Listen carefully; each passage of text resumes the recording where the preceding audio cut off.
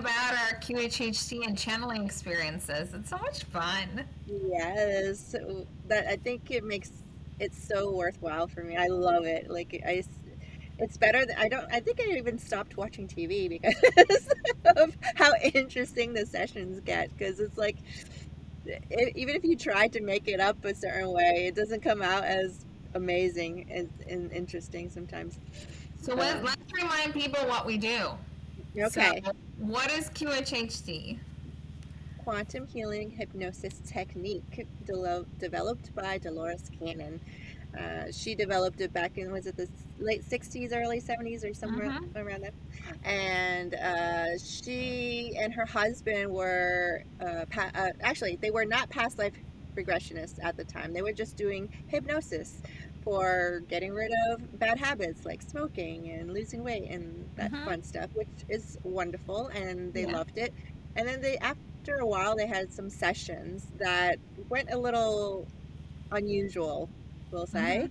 And Dolores, realized that we've got tapped into something more than just, our habits. So uh, she had some clients that went into a past life, and we'll just go from there. Not over explain here. If you want to know more about her, feel free to look her up. She has amazing videos out there. And Um, books as well. and great books as well. She's like Yeah. 16, was it 12, 15? I think A lot. 18. 18? I don't know 18. why I don't know why 18 is in my head. Might not be, but just Okay, saying. a lot. She And has a there's lot. a new one that literally recently came out. I'm actually reading it up right now. It's called, what is it called? Horns of the Goddess. Oh, okay. That's a new one. Yeah. She's not around, but she's still writing books, so awesome. Well, I believe she was writing that one when right before she passed, and Mhm, they finished putting it together. So her daughter Julia mhm. continues the school because Dolores opened up a school, and that is where we were certified by the Yep, school. yep. She created a modality of accessing this past life in a very, very easy way. It's surprising how easy it is to actually get the experience. Hmm. She did a great job at creating this modality. And anyhow, we get to enjoy being practitioners and see the end result of it because Hmm. there's so much that we get from our sessions with our clients. It's very interesting, we'll say. Let me also say that the point of a session is not the past life regression, but the No. point is to reach the all knowing part of you, which is the subconscious, as Dolores called it. I usually say the higher self, Me too. because on that level we're able to do the healing. We technically do nothing, we only guide you, but you're doing the healing Yeah. because your subconscious or your higher self is doing the healing. The way we're able to make ourselves sick, the same way we're able to heal ourselves, but no one has ever taught us how to do that. So once we go past the conscious mind and into the higher self is able to heal and explain why certain ailments are there, because each ailment, aches or pain, even is a message to you from your higher self. Most Mhm. likely, I don't know about you, maybe you can elaborate, but I notice it's mostly trapped emotions, lots of trapped emotions that eventually become an illness. It could be. For the majority of the time, I would say yes. I also, with my work, I channel for the clients, I channel their higher selves. And oftentimes, I get that QHHT type experience for the client. So it's a different it's like you go for the experience to do the QHHT, but it's like a day long beautiful process that I think everyone should at least do once. But I also can have the ability to do it for you. And actually, I would see their past lives or whatever they want to show, their higher selves wants to show me to help them along their path.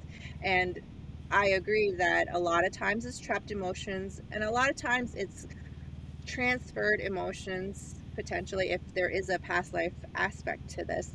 It's Mhm. a connection to that past life through an emotion. The soul itself doesn't hold the emotion, it doesn't do that.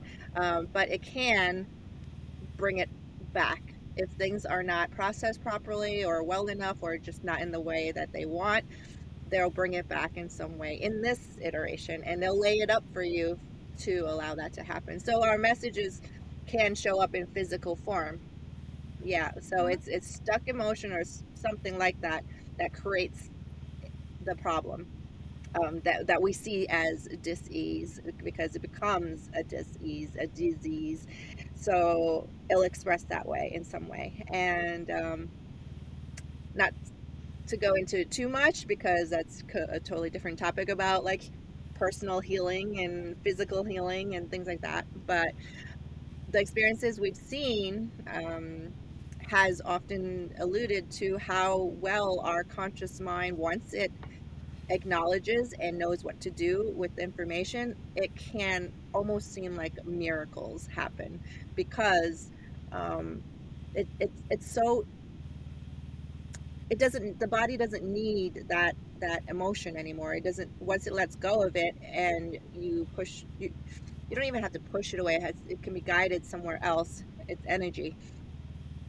It no longer affects that area, and so you can heal. But obviously, it's not like everything can heal on every level because it's where your belief system is partially it, and then partially is like how, what else is there in your physical body that needs to express. So I'm not going to go too deep about the healing aspect of this, but like Sophia says, all Yeah, healing is self-healing. That's all I'm going to say. it's interesting, right? Because again, some people, as it is miracle like, but it is all has to do with what your conscious mind will accept.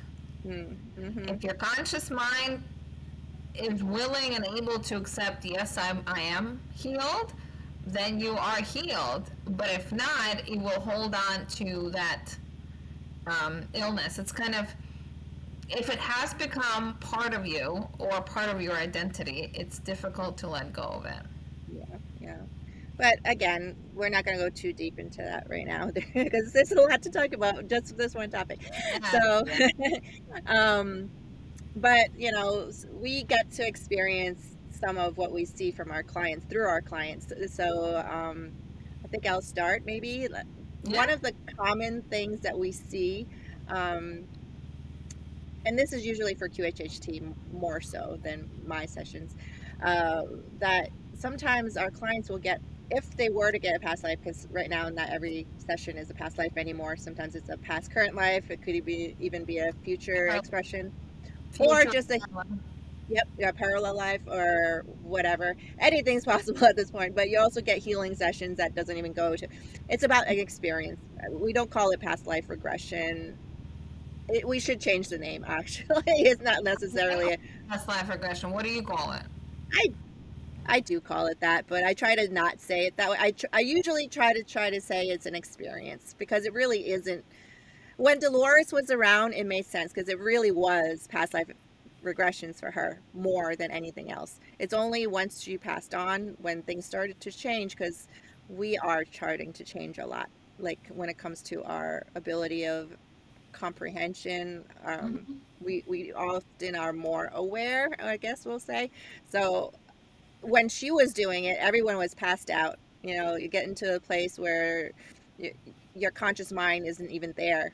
So you just recording in this session, and your subconscious is coming through, your higher self is coming through, and it's doing all this stuff. And they wake up, and most of the time they don't remember. Nowadays, we have a really rare clients that will forget what they see and not feel it, not remember it. So Because it's a we're in a very different different. frequency. We're in a different frequency, and whereas humans are very different now. Right, right. In fact, that's one of I meant to talk about this later, but that's one of the messages I'm getting on a consistent situation where we're advancing in so many different ways and changing so many old paradigms that are different now. Where really we are shifting, we are evolving, I'll say. But anyhow, one of the great sessions that happens even in Dolores's time is that sometimes we get into our lives so much that we get so stressed out, And we would get these past life situations where we're just getting this life that she called them, was it the digging potatoes life? Eating potatoes kind of lives, yeah. Yeah, 'cause it's you get to see a very pleasant life, not much going on. Let's It's say pleasant. And they all seem like not necessarily pleasant, but like oh, calm, calm. I don't think there's like over. kind of boring. We will call it. No, there might have been a little bit of excitement, but not much. Nothing drastic is happening. Let's just put it that way. Yeah, Uneventful. Uneventful. uneventful. Yeah, they might have some things, but they didn't show them those things. They showed them the peaceful parts of it. You don't Hmm. get the whole life, so you don't know what the whole life was really about. But overall, it was, and that happened many times with a lot of clients that I get with QHHT, and I hear from my peers as well. So, do you still get them, clients that have Yes, that? usually they show them to because there's a lot happening in this lifetime Yeah. to show the person how to Relax, maybe. yeah. What their baseline is now with stress is not what it always has been. And I think that's what we get here is like people get so stressed about everything since they're a child, they don't even know what it's like to be peaceful and calm and Yeah. how to be there. So I think a lot of times we get those, though our clients would be like, man, at the end, like, that's all I get. Like, well, that's what you need right now. You need to calm down and rest, and this was exactly, so Not that's one thing. everyone's a Cleopatra. I'm sorry. How about you? Anything you want to, some interesting sessions you have in mind? So as far as well, we started talking about healing. So um, I'll talk about that one. So usually, I don't know if it is the same way for you. If it has to do with healing, I'm the last resort. So the people will come to me after they've tried the doctors, they've tried all of those things, and I'm the last resort to be like, okay, I don't know what it is. Doctors don't know what it is. Help me out here. One of my early sessions that I did with a client was the issue was the throat at some point in time in this person's life. The throat just started closing off, and the doctors didn't know why. There's no allergies, there's no asthma, nothing like that. So there's no explanation from a medical perspective as to why this should be happening, nor were they able to stop it in any way. What do you mean by closing off? Like, is it physically Slowly, stop physically, yeah. start closing So down? it took some time, maybe like 6 months. So it wasn't all of a sudden like an allergy to something would be. Mm. So as we went to past lifetime, so the subconscious will always show you what you need to see based on what you're coming with. They will never, and I say they, a lot of people are like, well, who are they? They is we're all one on the other side, so it's my subconscious, your subconscious, everyone else's subconscious. So I always say they. We're very much connected on the other side. So the subconscious brought the specific lifetime of a male who was killed by being shot in the throat with an arrow. Oh, and yes, you could be a different gender in a different life. You can be whatever it is yeah. So that was the connection as to why the throat. But a lot of the times people will call me and they will say, oh, I'll have this, probably from a past lifetime. And I will tell you, it doesn't just appear from a past lifetime. It has to somehow connect to this lifetime. There needs to be a link. Hmm. So for this person, the link was not speaking out your truth, right? Throat has to do with speaking out, not speaking out the truth of whatever it is, standing up for yourself, speaking out your thoughts, your beliefs, and suppressing yourself. Because my question was, why did it happen in this specific age? And it's happened in this specific age because it crossed with the dying of that man in that lifetime. So it's kind of like, so there's already I would say, would the word distortion be the right word? Or there's already problem in the throat area because you're not speaking out, but as it crosses with that lifetime and that same age as that person was, so that's why it created that. Because remember, even though we're talking about past lifetimes, in reality, everything is happening at the same time. You're living all of your past lifetimes and future lifetimes at the same time you're living this lifetime. I know this is mind-boggling, but that's how it is. So the way it crosses through is that specific age. There was already an issue with the throat, so just connect it this way.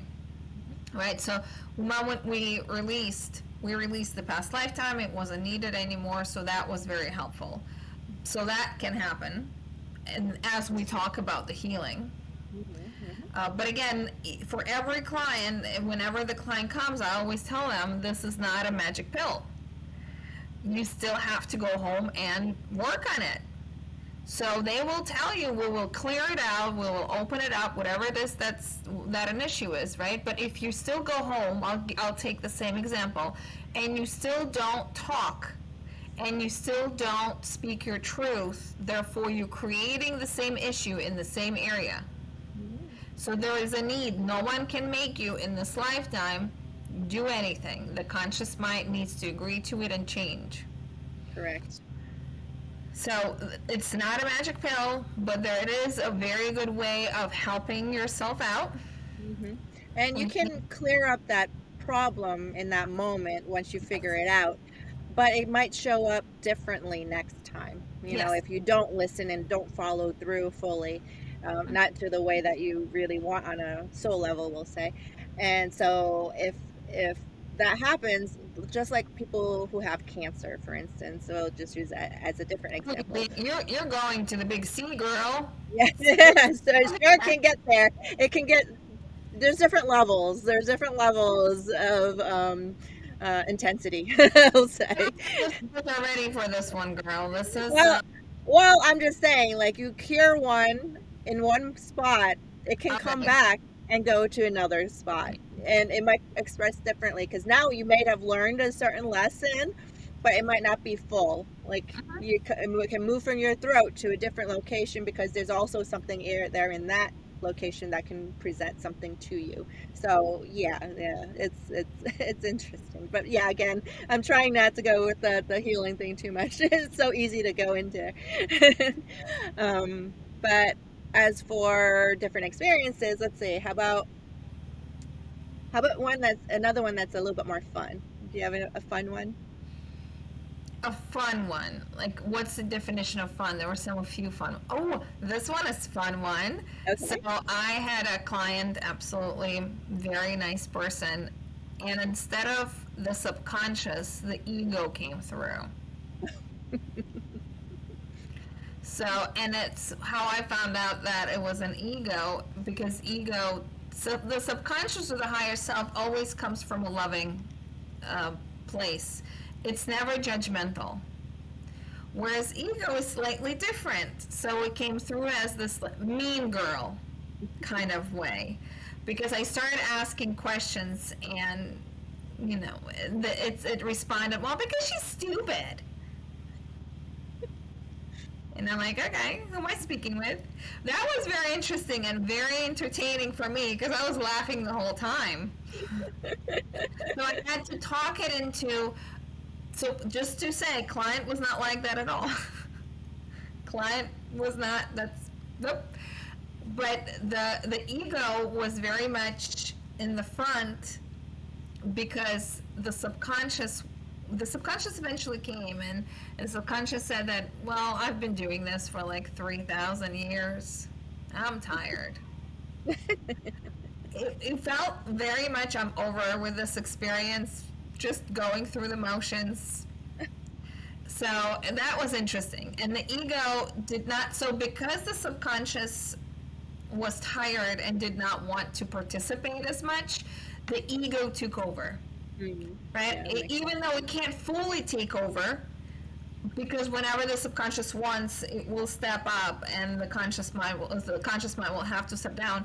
But because the subconscious did not want to, the ego was up front, and very much it was just fun to talk to, because it was saying, I was asking to talk to the subconscious, and the ego goes, well, everyone wants to talk to her. She's not that fun. Like, it was very mean girlish. I had to talk it into stepping back. I'm like, I'll come back. We'll chit chat, and we never did. I lied. No. I did. I would have had a blast with that myself. Yeah. I don't know about, like, sometimes though the conscious, no, the higher self aspect can come through a little. They have personalities too, so Mhm. sometimes they don't always come in that, like, loving, nurturing kind of way. Sometimes they can be a bit blunt or straightforward too, and we might consider them a bit mean in that way. But it's just, that doesn't mean that they are, and it doesn't mean that they're. But I agree with you. It can get to a point where if there's enough allowance for the conscious mind to take over, but yet not, like, block, something like that would happen. So that was good. Let me see if I had a playful. Off the top of my head, I don't have one specific, but something else came up. It didn't start off as fun, we'll say, but this client came in. He told me, when I was young, there was this one time I was outside and I saw something run by, like in the distance, but not like Mhm. across the street. And he thought of it, it might have been a ghost or something, but he never knew what it was. So he was just curious. He's like, maybe you can ask, what was that? What was that thing I saw back then when I was a kid? And this was when he lived back in Mexico, I think, and now he's in the U.S. And he we got to that point of talking about it, and it turns out that what he saw was actually himself.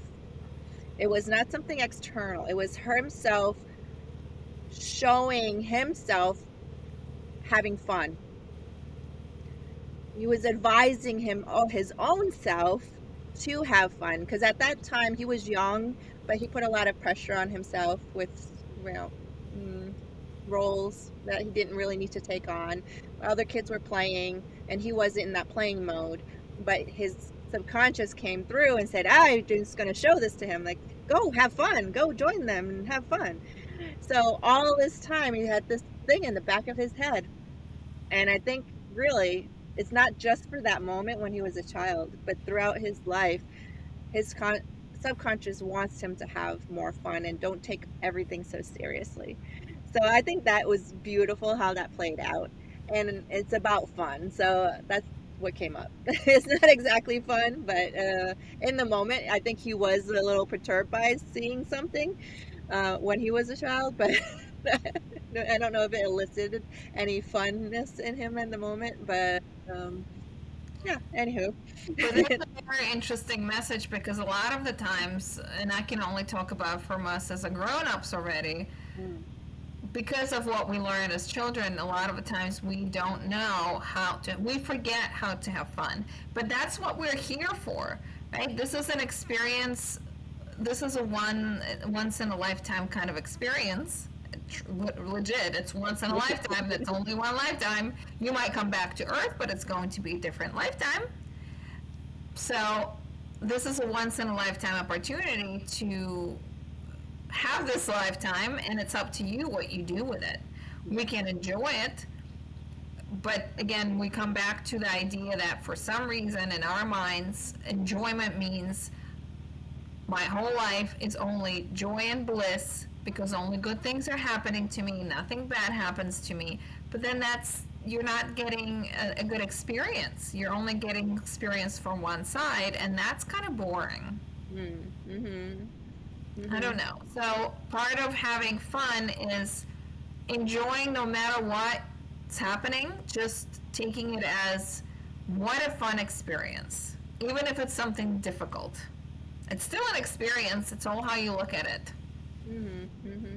And What do you Earth is take? so unique. Earth is such a unique place, which again, we feel like this is it, that's all we know. But you've been other places, and Earth is very unique compared to other planets. Yep, yep, yep, for sure. Mm-hmm. Speaking of like experiences, there's so many things that we can experience here on Earth. Like there's so much culture, so much just expression of us. Like we noticed how you can be a woman in this lifetime and a man in another one. That have the option to be, polarized in that way and experienced in that, what it's like to be either.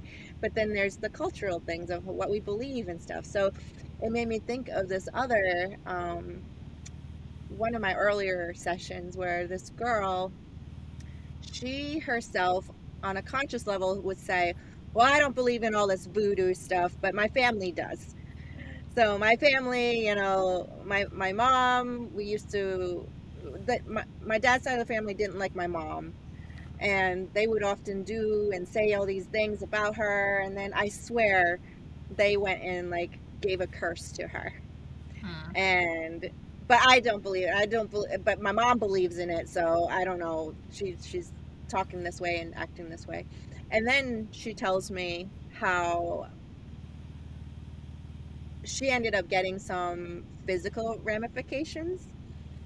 She had some scratch marks waking up in a certain way on her own body, and her mom ended up actually passing on. I think she couldn't handle it and made a choice for herself. And so she's just trying to process. She's trying to like do her daughter. And then we got to see in her experience that even though she consciously denounced the belief system in her culture, she on some level within her believes it. You're just trying to argue, no, I don't believe it, and you just say it, but she didn't fully not believe it. She actually believed in it on some level because she did believe that everyone else was able to do it. So on a level, that's an acceptance. On Yep. a cultural level, you're just born into it, and you're like, oh, that's what everybody else believes. So yeah, that's how it turns out. So I thought that was very interesting when that happened. I haven't forgotten that. There's one of my earlier sessions, and how much influence external can have on us. Like, and we don't realize it. We have to, and that's one of the experiences we do. Like, how do we decipher what is external things that we condition ourselves to believe and not even do it consciously? What comes through from past lives, what comes through from like our DNA through our family, and all these things, how it all paints a picture of who we are. So it's like a really interesting tapestry within a larger tapestry of amazing things to experience here.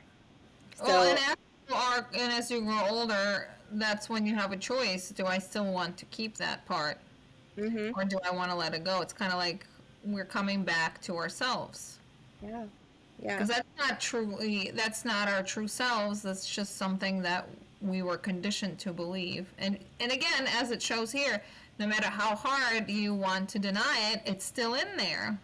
mhm. Until you really process it, until you really realize, oh, I really don't need to be in that space. That's not where I want to be. That it is a choice. And a lot of times, until we really recognize the levels of it, of how we let the external define us, even when naturally we may or may not align with that, whatever that is. But So, that's what created her ailments. Even though yeah. she didn't believe it, the deeper belief was there, and that's what created her ailment. That's very interesting. So Yeah. I had a session, an interesting session once, where this client did not understand why there's this anger towards the mother figure. Mm, And as it turns out, this client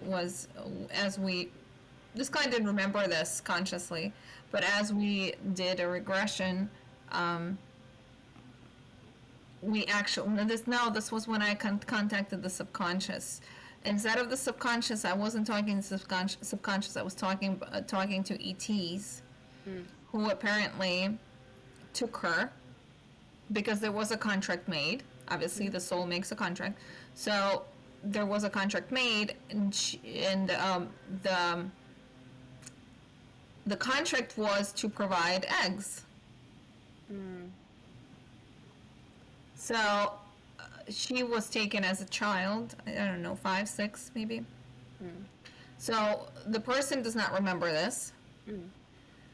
but what the child experienced, the experience was very scary, and there was the feeling of, well, why didn't mom protect me?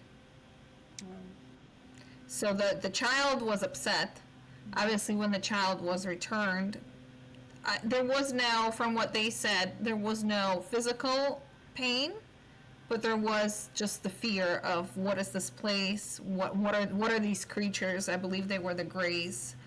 What are these creatures and things like that? So that was the experience. So even though the conscious mind did not remember the experience, but the emotion of feeling that, well, mom didn't save me. Why didn't she save me? mm-hmm. The emotion was still there, and that's what was carried on throughout the whole life Mm. up until our session. Good. Good. Right? So it's interesting how we might not remember things, and that's how it happens in a lifetime, anyways, right? If we have something traumatic, usually the conscious mind will be kind of erased, Yep. but the feelings and the emotions will still be there. Mhm. And So it will sometimes as still. an adult, you know that there's something missing in your narrative, and sometimes you're like, I think there's something did happen, but I don't remember a darn thing. And I had a session like that too, where trying to remember the client, she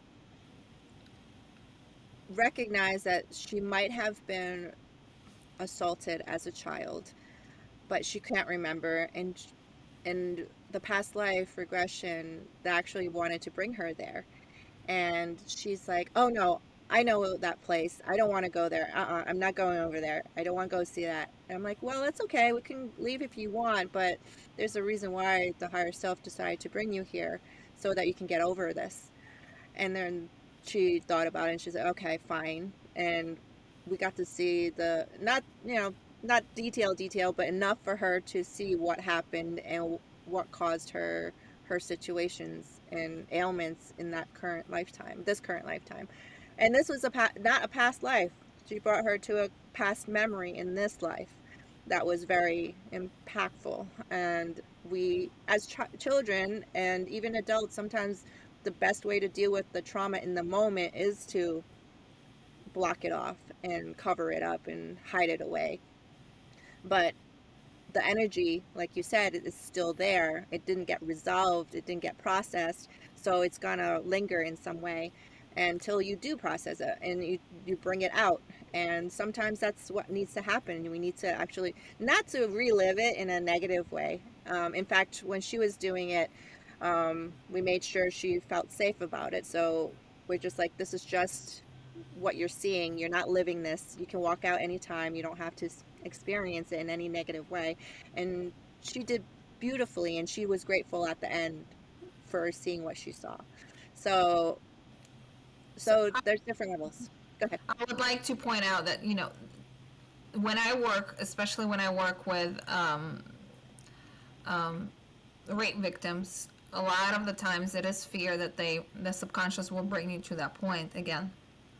And I noticed that they never do. Like, this is very rare. I had a session where they also brought a person somewhere to specific, also the past of this lifetime, because the person needed to see.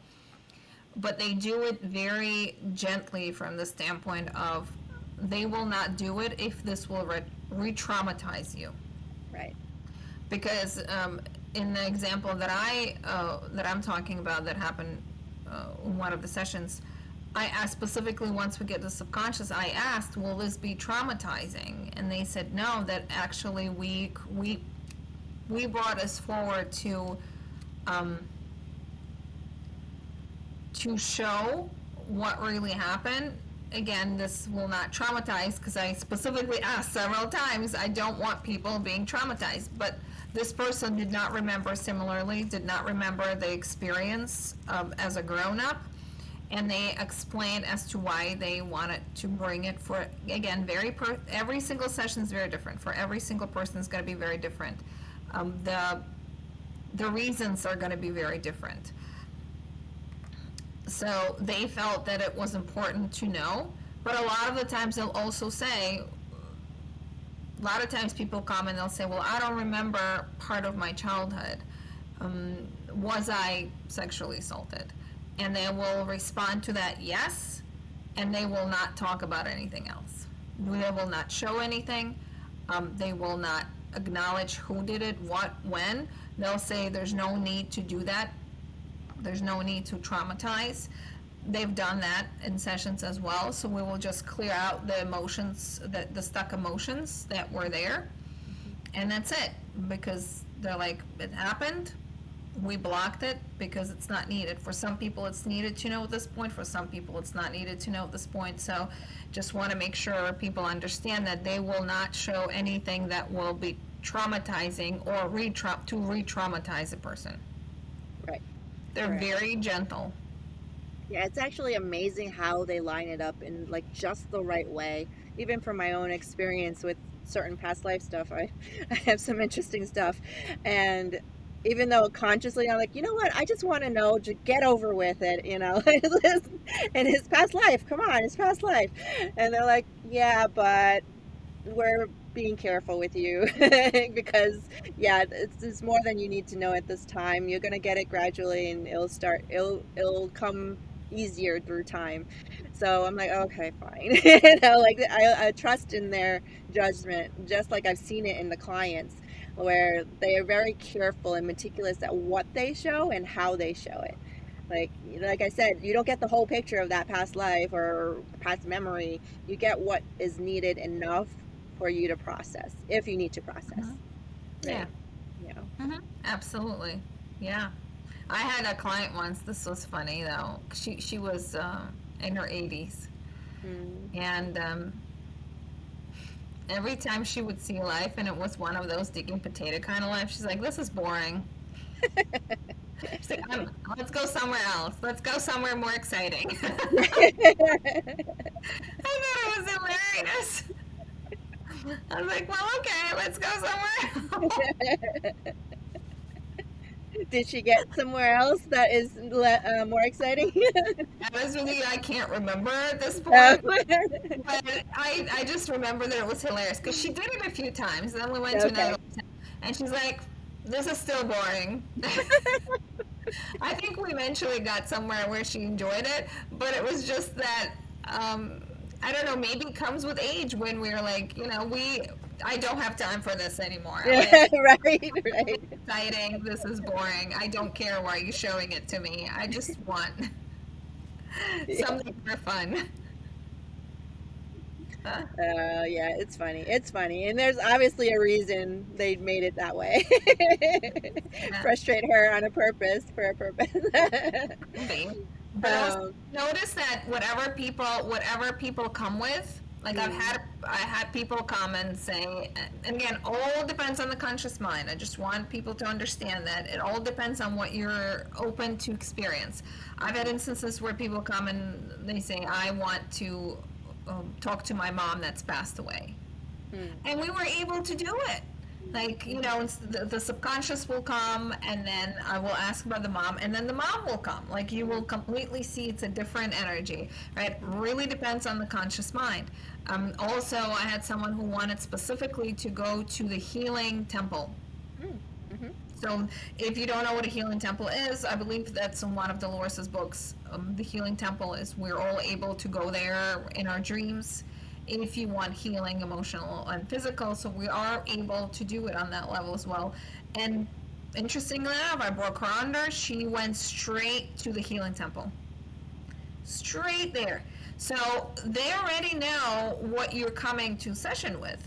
yep, yep, But I always say have no expectations, because we as humans have no idea. The conscious mind cannot even comprehend what they are able to show us and do. So when we have expectations, we're limiting it based on our experience of this lifetime. Because conscious mind is, again, only knows the past of this lifetime. Extremely limiting, extremely. Right. So if you come with no expectations, you can have a desire. I have a desire for my body to be healed. Right. I have a desire my questions to be answered, but have zero expectations of how it will happen. How it will happen. Right. That's the key, because you're allowing them to bring you information in any way possible, and that's exactly what they do. Mm-hmm. Sometimes after sessions, I'm like, oh my god, this was so magical. How? I had one client that she's from the get-go, you knew she was very open, like I just want something, I don't know what yet. I'm hoping it has something to do with this and this and this. She had some physical ailments as well. It's like I'm open to what they want to show me. But then at first we didn't really. She actually got frustrated in the beginning because it wasn't a typical session. We didn't go straight to a past life. We ended up going into the Akashic records, if you know what that is. It's Mm-hmm. basically the Akashic records is where everything is documented. It's like the biggest library out there with everybody's lives and everything that's happened. That's where everything is. Um, anyway, she got there and there was gatekeepers kind of thing. She was able to go inside first, but when she looked at it first, they wouldn't show her anything, and an eagle was there, and the eagle decided, oh, like just out of the blue, it'll just pick her up and go somewhere. And she ended in the past life, and she finally saw something, but she realized it wasn't even her past life. She did get some that was her past life, but then she got some that weren't, or one, at least one that wasn't. And it turns out we go like between every past life, we'll end up back at the Akashic record. And each time she's like getting the opportunity to like open the book and see more, and like see what's in her Akashic record. And but every time she's pulled away by this eagle to see something, and she got to see something in her family line, like where we're in a soul group, right, that Mm-hmm. do it iteration after iteration together as a family to learn certain things. And sometimes we learn lessons as a group. We all try different versions of a lesson. And anyhow, they ended up showing her that if she recognizes she can heal herself, she can actually heal those along her group. So they don't have to finish it. They don't have to like worry about figuring it all out. You mean like her ancestors? Not just ancestors. It's actually not just her ancestors, not just her downline of children, but like the people she's with, like her whoever she's having those issues with. Mm-hmm. Um, once she Like learned family that, members. yeah. What would say that again? Family members. Family members or close friendships, but yeah, more likely family members. Um, I think if I remember correctly, there was a specific person in her family at that time. Yes, that was causing a situation that is continuation of that lesson. Anyhow, she learned that, and then she finally recognized and healed from it in the past life session. It wasn't even in this the higher self connection. It was like in the experience.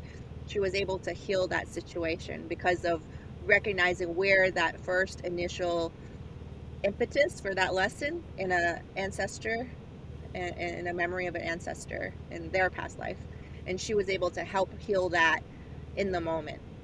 Anyway, by the end of it, she got back to the Akashic record, and they're like, "Okay, great, you're you have the access now to look." But now she gets there, and now the door's closed. It's like, "Oh, sorry, it's closed right now. You have to come back later." Lunch break. So we were like laughing at the same time. I was like, "Oh, okay." But then eventually, they ended up showing her that it was blank moving forward because now she's changed things. She can Right. continue creating. and it was beautiful. I thought that was really Mm-hmm. influential, and knowing that was the one that kind of really got me to understand a little bit more about the ancestral work of that Mm-hmm. people talk about and that they do. And I got to, this is not QHHT, I got to do another session. I'm only just going to bring this on because it's connected, sort of, is that this person asked for a session because she wasn't sure how to process her negative emotions with her grandfather who passed on. Mm-hmm. And she just wants to, one, make sure he's okay, and secondly, like, why do I act this way? Why did I, kind of thing. And she got to see a vision of his current life. When he was younger, he went to war, and things happened in that wartime that caused him to become a certain way. And Mm-hmm. she finally got to see it. So she finally got to understand from his point of view to a degree.